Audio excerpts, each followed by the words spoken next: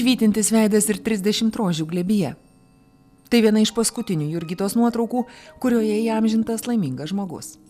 Džiaugsmo kupina akimirka per 30-ąjį moters gimtadienį. Dabar viskas pasikeitė. Neliko ne tik gėlių, neliko džiaugsmo, neliko šypsenos. Tik skausmas. Daug skausmo. Ne tik kūno, bet ir sielos. Virpančios rankos ir ašaromis paplūdusios akys. Ir vienatvė. Jurgita nebenori matyti žmonių.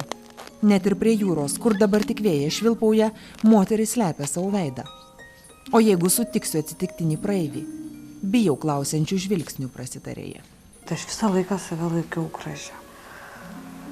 Aišku, ten neturiu tų ilgų plaukų, ilgų kojų, bet visą laiką aš į save veidrodį žiūrėdavau ir aš savim džiaugdavausi. Ir čia dabar taip.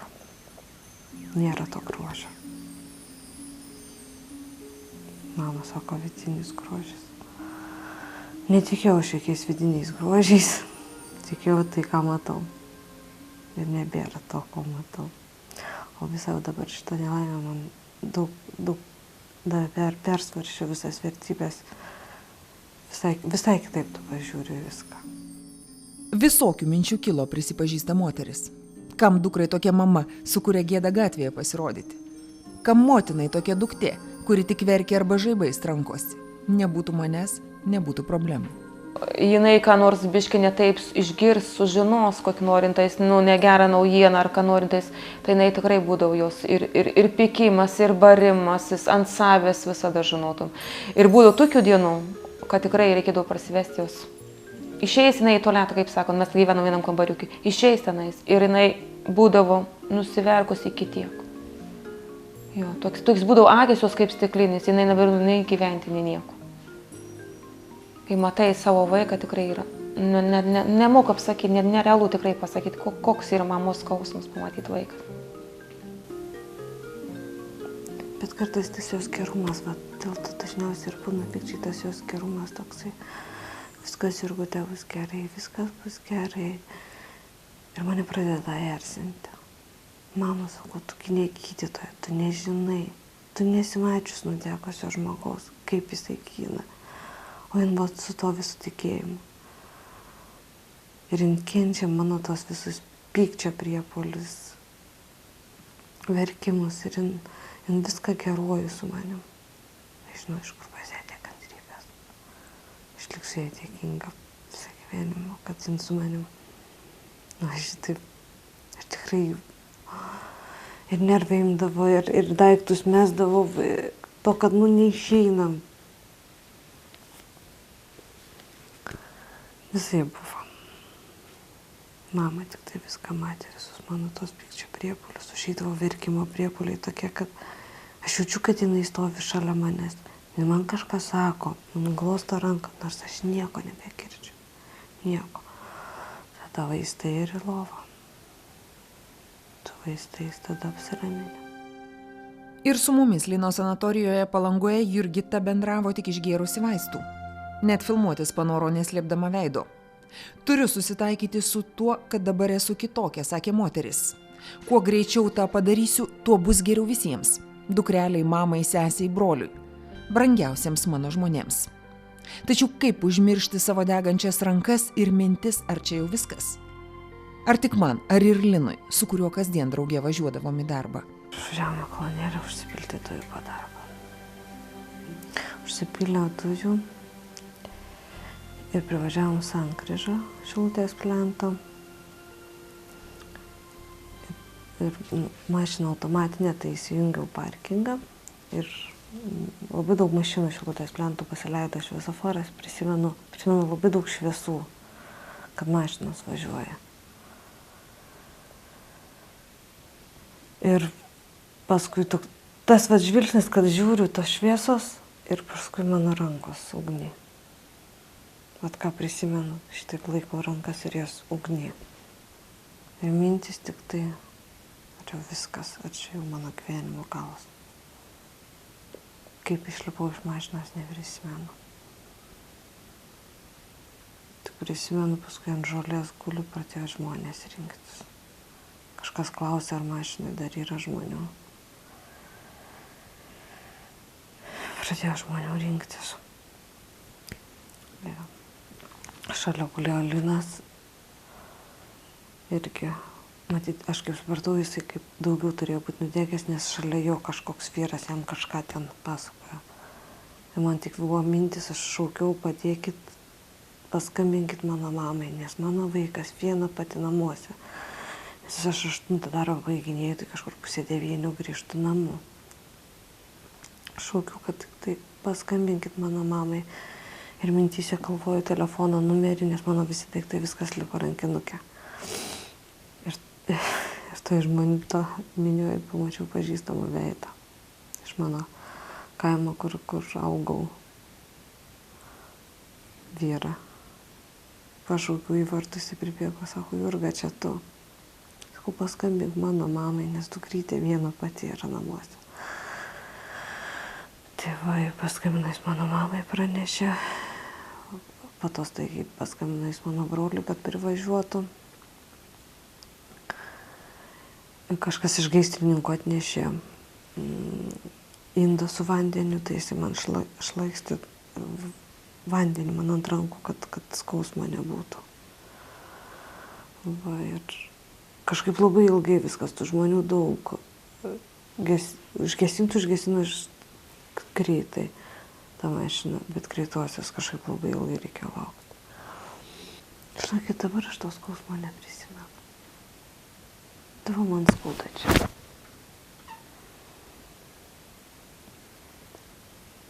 Kaip mama paskui vis tiek tie karštai yra mažas miestelis. Mama manikiūrą kaip daro ir su viena ten moterimi išsišnekėjo, pasirodo jos vyras.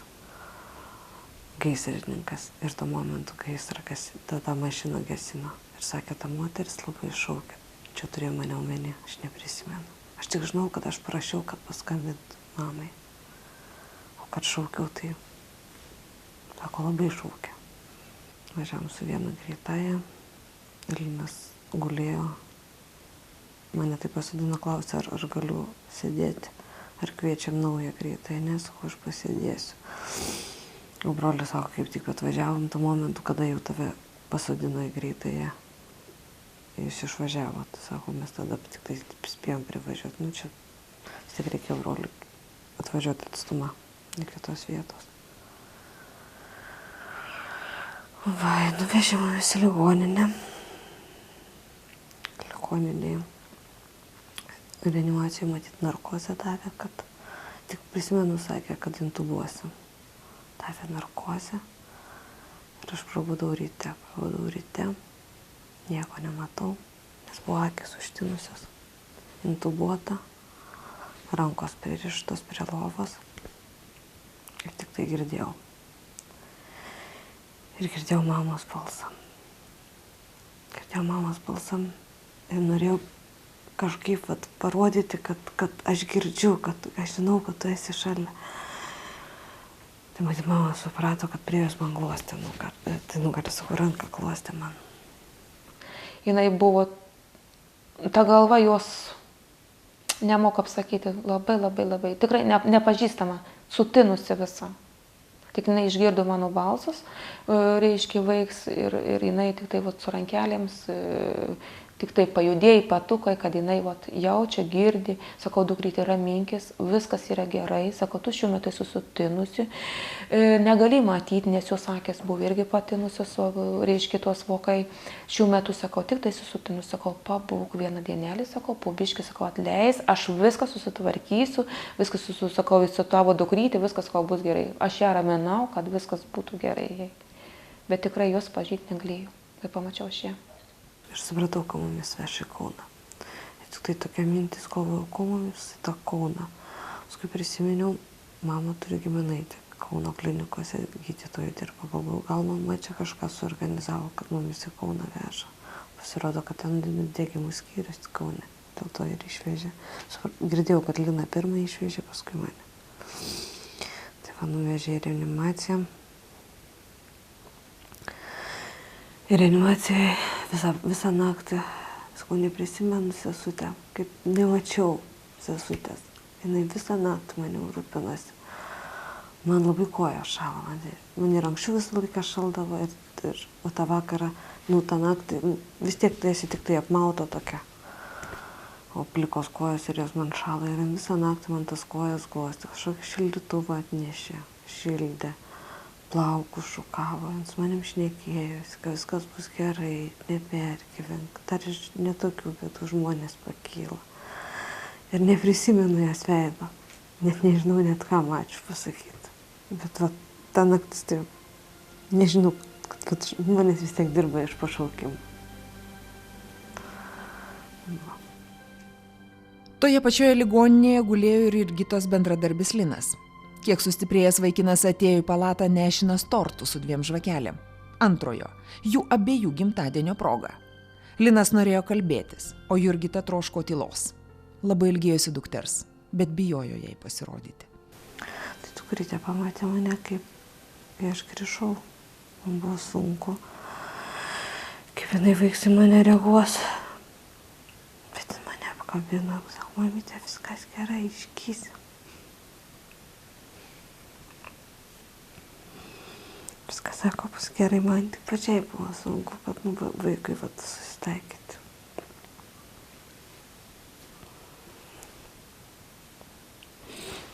Galvojau, nepratrūksiu, bet vis tiek neišeina. Jurgita bijojo visko, veidrodžių, žvilgsnių, savo pykčio ir ašarų priepuolių. Žaizdos negijo, trūko saulės ir šilumos. Buvo lapkritis, pats niūriausias metų mėnuo. Atrodė, kad tas košmaras niekada nesibaigs. Jei ne sesutė, kuri kasdien užsukdavo perišti žaizdų, kažin ar būčiau tai pakėlusi, prisipažįsta Jurgita. Šitą sesutę tai man labai daug davė stiprybės, man labai ir kaip psichologė. Jis manim šnekėdavos pastoviai ir džiaugdavosi už mane kiekvieną išgytą mano vietą. Sako, pažiūrėk Jurgita, pažiūrėk, va čia gyna, va čia jau truputėlį, nes rankos pastoviai užtvertos. Jinai atitveria, pažiūrėk, jau čia, sako, pradėjo gydyti, tu pamatysi, kaip, sako, tau viskas gražiai nugys, va veidėlis. Ir dabar paskutinė jinai eidavau pas ją. Jėzus, sako, nu ką tu gražieji, visą išvisėjai tas veidas. Kaip man ta pusė jau dabar geriau atrodo, o buvo panašiai kaip šita. Va, ir po truputį, matai, po truputį nueina, po truputį. Čia ant nosies buvo toks didesnis, čia iš tos pusės ir jaučiau praktiškai išsitiesino. Sesutė man labai daug padėjo. Jin kiekvieną dieną žiūrėdavo, ką dėti, kas geriau, kaip reaguoja. Vieną dieną aš pas ją eidavau tvertis ir vieną dieną vienokį tvarstį dėdavau, kitą dieną kitokį. Ir žiūrėjau, kaip gina žaizdą, ko reikia, nes čia iš vis praktiškai buvo tokios kaip granuliacijos susidariusios, čia iš viso. Tiesiog, aš nežinau, kokio centimetro sluoksnio tokios granuliacijos buvo susidariusios, o jos praktiškai susitraukė. Viskas susitraukė, išgijo.